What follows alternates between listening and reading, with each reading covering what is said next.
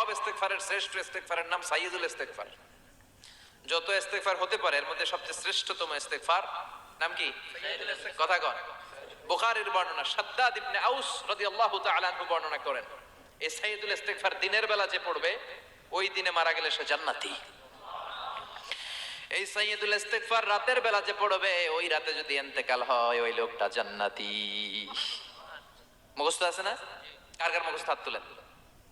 মাশাআল্লাহ, তাবারাকাল্লাহ, মাশাআল্লাহ, মাশাআল্লাহ। আর যাদের নাই তাদের হোমওয়ার্ক, তাদের আল্লাহুম্মা আনতা রাব্বি লা ইলাহা ইল্লা আনতা খালাকতানি ওয়া আনা আবদুক ওয়া আনা আলা আহদিকা ওয়া ওয়া'দিকা মাস্তাতা'তু আউযু বিকা মিন শাররি মা সানা'তু আবুউ লাকা বিনি'মাতিকা আলাইয়া ওয়া আবুউ লাকা বিযামবি ফাগফির লি ফাইন্নাহু লা ইয়াগফিরুয যুনুবা ইল্লা আনতা। সুবহানাল্লাহ পড়েন। আজকে রাতে পড়ছেন, মারা গেলে জান্নাতি।